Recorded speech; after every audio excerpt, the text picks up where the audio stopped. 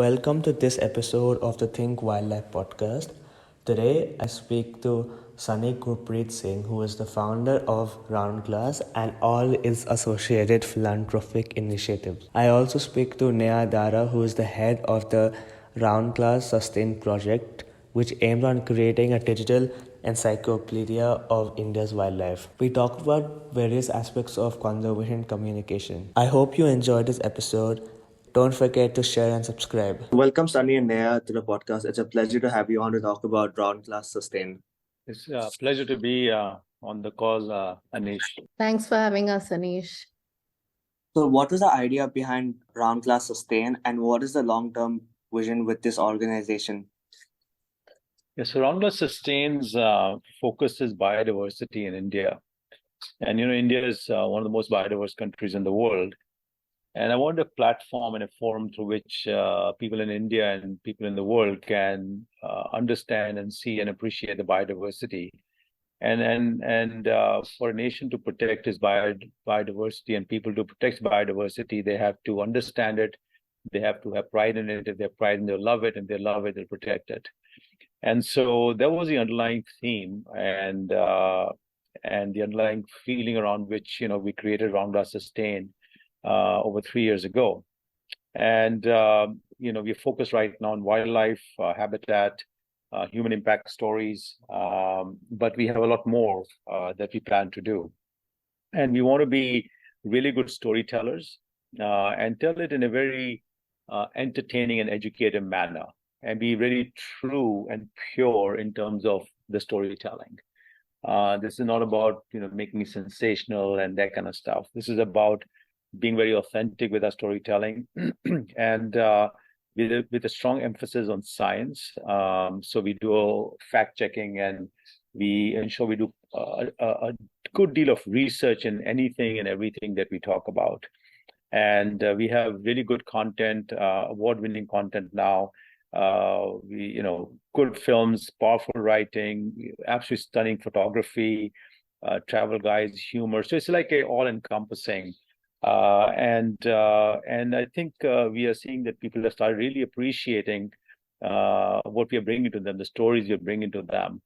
And our intent is we want to make 1.4 billion people at a minimum proud of the land they live on and what India has to offer to them and to the rest of the world in terms of what we call biodiversity. Why is storytelling so important for conservation, and how does RoundGlass Sustain contribute to conservation? In a way, when you look at conservation, one is we can get on the idea of conservation, but my take is, being an entrepreneur, why does an entrepreneur thrive? Because they believe in the problem, they make that problem their own, they live that problem and the solution to the problem, and we can look at a conservation angle, or we can look at, we are such a rich land when it comes to biodiversity. Let's figure out a solution to abundance. And it's not about conserving what we have, it's growing what we have. And, of course, our land and our biodiversity is shrinking. And that is an alarming rate. And I think that's pretty bad. But I look at giving people so much joy, making them so proud, making them aware, they're saying you got a very beautiful thing going for you. And forget about conserving it. I'm saying grow it to an abundance, right? I want every student to understand our biodiversity and go in our habitats and appreciate what we have on our land. I want adults to do it, young adults to do it. I want tourists from all over the world to do it. I want them to think of India in the same league of, I go to Africa when I want to go on a nature journey or a safari. No, I will come to India because it is equally rich, but even more diverse, right? And so for me, it's more than just conservation. It's about, showcasing the abundance of what we have and then growing that abundance, right? And there's no reason why, for example, why kids in schools are not taught about biodiversity in a way that really touches their heart, right? And so conservation will become immaterial if we showcase from a young age, as well as people of all ages and genders, to really understand what we have. Forget about what we have to conserve, what we have, and how precious it is, and how fulfilling can it be, and how much joy it can give to us, and of course, how important it is for survival of our just ecosystem, what we call nature, and what we call human and nature interactions. So, and storytelling, helps people realize their connection with the natural world and the urgent need to protect, of course, and we want to make science fun, right? We can be cut and dry with science, and they will excite the academics, but we want to make it fun for all ages. We want to make it exciting, of course, accessible. And we want to make it understandable and relatable. And that kind of storytelling doesn't come easy, right? You have to really work on it. And so that's why what I believe what we are doing is highly imperative. And the way I look at it, we're just warming up. And in 3 short years, a little over 3 short years, we have done some remarkable stuff. Even I'm surprised. I'm saying, my God, it's like I knew nothing. And every time I see a film of RoundGlass Sustain, I see a story, it gives me goosebumps. It says, because I've lived half my life in the US, half in India, so I have 2 homes, and I'm indebted to both homes. India raised me, and then I came to the US and I thrived. And so when I look at a story coming out of India that is absolutely excellent and it smells of excellence, every story that gives me goosebumps. Say, wow, this is happening on my land. It's pretty cool. Or when I see a story between human and nature conflict, it kind of makes me sad, and saying we can do better. We know better. Our culture knows better. Our country knows better. Our civilization knows better. Our traditions know better. And so how can we weave this into the fabric of our day-to-day living, that nature matters, our biodiversity matters, and therefore our land matters, right? And this is something that all of India and all of humanity should enjoy and cherish. And so storytelling around RoundGlass Sustain, whether it covers areas of conservation and others, it matters to us. But we have taken an approach which we believe in the long run will bring so many people into the fold, not because they have to conserve something, because they want to cherish, enjoy, and protect, as well as have the generations to come saying, we owe it to the next generation, our kids and their kids, that we almost worship this. We should worship the biodiversity that we have, not just appreciate it, not just protect it, we should worship it, because that's how precious it is. And something like this precious cannot be let go that easy, And I believe conservation is a component of the storytelling. It's not the storytelling by itself. It's the component of the storytelling. And where possible, we'll bring in the conservation angle too. But we just want people to fall in love with India's biodiversity, full stop. The rest will take care of itself.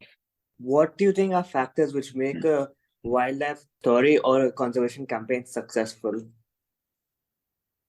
I'll focus on, from my perspective, creating an awareness, since this is our focus in Sustain. And first and foremost, one needs to be really compelling. The storytelling has to be, it has to be relatable. So yeah, first and foremost, one needs to be, the storytelling has to be compelling, it has to relate to people, and it has to be, the messaging has to resonate emotionally with people. And we have to have advocates and brand ambassadors. So story must have people who believe in it and want to evangelize and talk about it and shout out loud. And the messaging must be inclusive, because we are all in, and we are all in as one India. And also an effective campaign needs to have a multi-channel approach, using both different modes of storytelling and communication. So all of those things come into place, and our team has done a wonderful job of it.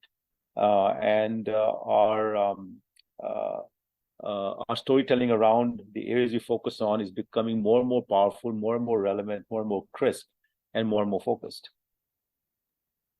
If I may chime in, Anish, I think that what Sustain is really doing is that we're kind of democratizing storytelling about India's natural world.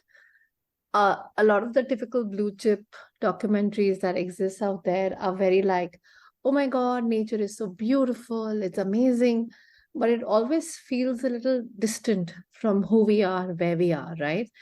And I think that when we started storytelling with Sustain, we wanted to show how nature was a part of people's lives on an everyday basis, that it wasn't just something that existed far away in forests, it's everywhere around us.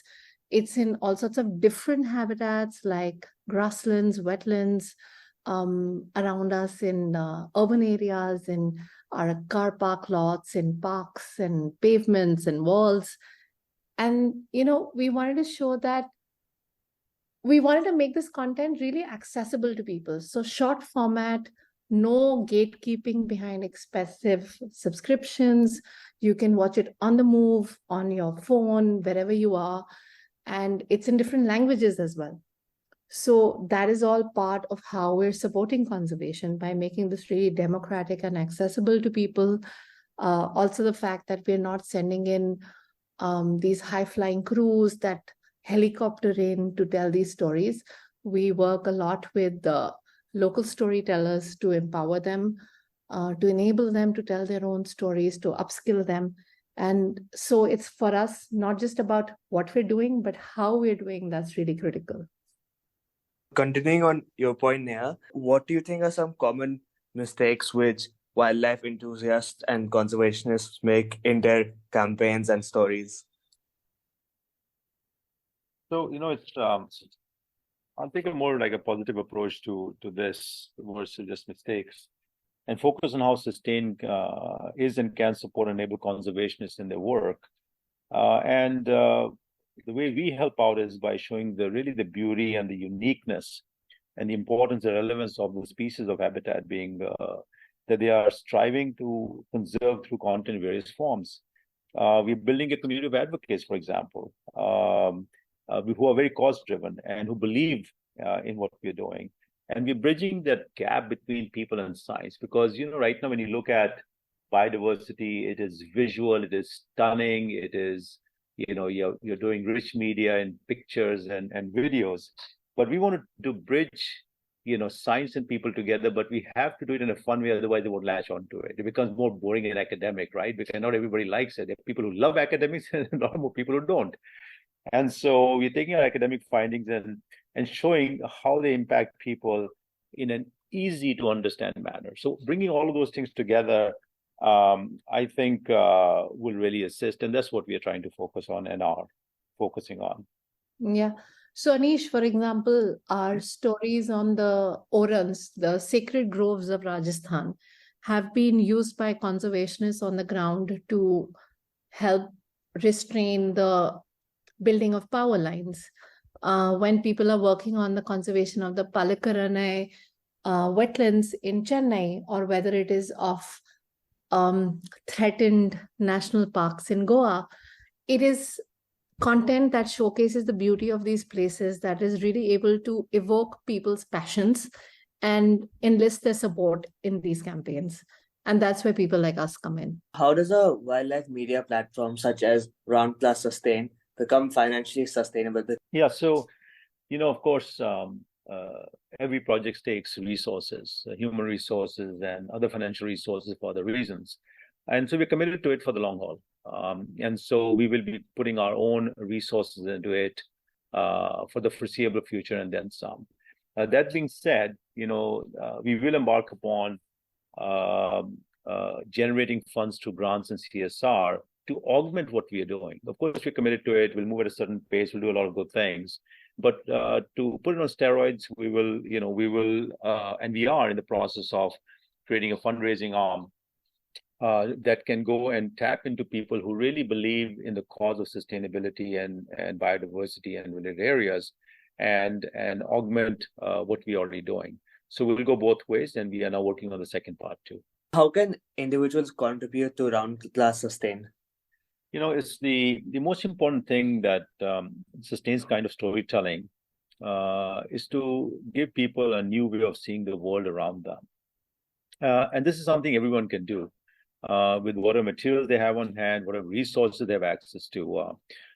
Even let's say when you or somebody photographs a butterfly, post it on Facebook and they contribute to conservation, right? So our intent is that we will keep, of course, doing what we do, but we'll create brand ambassadors and evangelists, but we'll also get it. We already started some of this, but we're going to get more and more of the community at large getting involved and saying, become part of the storytelling, not just what we are doing and our brand ambassadors and our evangelists and our advocates are doing, but become part of the storytelling, because every one of them, with today's, smartphones and everything, has a way to capture things very quickly. They have the ability to contribute and be creative very easily. And we want this to become a movement or a phenomena in India. I want RoundGlass Sustain to literally be a grassroots campaign where everybody feels, they are part of the storytelling. And that'll take some time for us to do. And we'll get there. But this is an India story. Honestly, this is not a RoundGlass Sustain story. RoundGlass Sustain is just a platform to enable it. But what we're doing is an India story, and I want everybody in India to be involved in it. Anish, also to just chime in, we're always looking for people to contribute and volunteer for Sustain.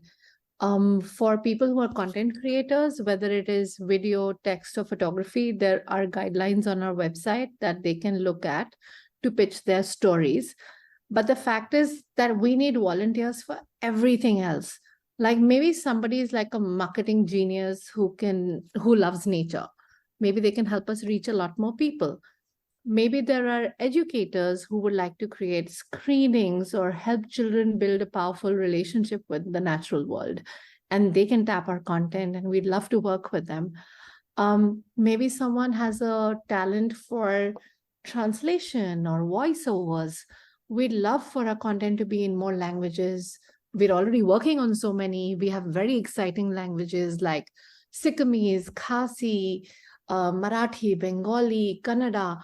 But we'd love to be in so many more languages to reach people on the ground. And if there are volunteers who can help us do that, that is fantastic. We also love to work with intersections with nature. So maybe someone out there is a mathematician who would love to talk about the patterns that exist in nature, the murmurations of birds when they fly. And we'd love to work with them to do that kind of storytelling. So, or maybe there's someone out there who just wants to fund storytelling on their city, on their state, and say that, you know what, I'm from Gujarat and we have such amazing nature and I'd like to fund some storytelling and I'd like to partner with you on to doing that. So the point is, we really have room for all kinds of people to come work with us, contribute in different ways, and we are very, very open to collaboration, to partnerships, and any kind of volunteer work. Because I think that telling stories of India's natural world is a very collaborative process, and all of us have a piece of the story to tell, and we should all do what we can for it. I think that's something Sunny always says, giving that 10% of us to make this happen. Over the years, what have been some challenges you have faced at Sustain? It's when we started Sustain, of course, we had a vision of what we wanted to do. But sometimes, you don't look into or you don't see, or sometimes you don't even know because problems will pop up. And they did, but that's the beauty of any journey, right? It's a bit unknown. Sometimes a lot is unknown, but you know that you're going on a journey and you have some expectations, you have some desires, and you have some intent, and you have some goals in mind. And Sustain, RoundGlass Sustain is no different. First is, change the mindsets of people and making them aware, right? A lot of people, they're so busy with their daily lives. They're saying, hey, you know what, wildlife has nothing to do with our lives, or there's something far away we see on TV, but everything seems fine. What you don't see, you don't realize, right? You don't live it. It doesn't impact you in a way it should. And so just because you see something on TV doesn't mean that you are taken to bed and saying, oh my God, I'm going to be thinking about this problem when I go to bed tonight. Or when I wake up, I'm going to be, thinking about this problem. You just, I saw it, but I got a day job and I got my life. And so changing the mindset to make people realize that this matters and this relates to you directly or indirectly and to your next generation, to your own kids. And we made stride over there. Partnering with academia, right? They have the technical knowledge, they have the scientific knowledge, they have the science, and we want to weave that in as we talked about. And so we realize that, we have to work more and more with scientists, but then we have to take their research and their facts and their intelligence and combined acumen and translate it and make it relatable to the masses who are of all shapes and sizes, right? Different languages, different level of understanding of things, et cetera, et cetera. We can't, of course, compromise on the factual accuracy of hero storytelling. So for us, it was, okay, my God, now we have to we realize we're going to tell the story purely and truly. But when you get into fact checking and making sure our research was properly done, you see, oh my God, we have a lot of work to do. So we recalibrate ourselves, how deep a research and factual accuracy we'll need to do, and therefore what all goes behind the scenes, the engine of the car, so to speak, before the car is delivered. Ethics, right? It's a day and age of social media where everything flies. And for us, that's not correct. For us, if something is going to come out of RoundGlass Sustain, anything in RoundGlass, it has to be ethical, it has to be morally correct, it has to be factually accurate, it has to be science-backed. And so ensuring that we never break the line of ethics, we never waver from our North Star, our value system. In this particular case, RoundGlass Sustain is imperative to us. There's no compromise on it. And if we ever find that we have failed or a crack has shown up, we work double our strength and we double up and saying, oh, how can we miss this? Boom, let's fix it right away. And let's make sure it never happens again. And can mistakes happen in the future? Absolutely, yes. We are humans at the end of the day. Sometimes we don't have complete information, but what we have is in the best faculties and all the things we know best, partnering with academia, making it science-backed, fact-checking. We do a very strong and thorough job of this, and we are improving our systems and our processes and our research, etc. So becoming better and better at it. And it's a matter of evolution, right? Anything you start has to evolve and has to mature, and we are doing the same. And so those are some of the challenges that we came across. But I have to give credit to the team. I'm telling you, it's like not only the team is involved, their friends and parents are involved. Their kids are involved. It is like I was chuckled when I was told, saying, Sunny, look, so-and-so's father is doing this and so-and-so's mother is doing this in our team. And I said, gosh, it's like they are all in. But this is like, well, I almost fell off my chair. I said, and I said, let me pronounce to the whole company that, look, we are not just X number of people, we X times 4, X times 10. If that prevails with every individual and associate in our company. So, but nonetheless, we have had challenges. We will continue having challenges. But that's a fun part of the journey, right? Otherwise, if everything is so smooth and so clean, I don't think life will be worth living.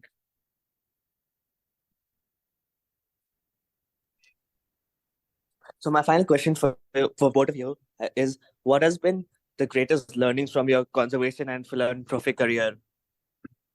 Neha will have a great perspective on this too, but my take is, I tell everybody, give 10% of yourself for other people's happiness, number one, and give a reason for your kids to look into your eyes and say thank you, because today they don't. And so for me, the more I do, the less it is. And therefore, I'll continue doing more till I feel that we have made a dent in our universe for the betterment of humanity as it stands today, and for the next generation, for my kids, for our kids. We must give them a reason to say thank you to us. And today, I don't see there too many reasons to say thank you to us. And what about you, Neha? Who's made all of this possible? But for me, it's like the little details. Every time I go to a school and I do a screening with 200 kids, if I'm able to just make 10 of them look at the natural world in a different way, I feel like this is it. I have been successful. I mean, even if I look at my own team, right? We built a team who were really good storytellers. Not all of them loved the natural world when they started out, but they are now hardcore evangelists. They want to be out on the ground, yelling, screaming, lobbying for petitions, because over time they've just realized, right, that it's not just about the rhino, the tiger, the elephant. They've fallen in love with the fish that can walk on ground, the beetles that can live 1,000 times their weight, the lizards that can fly.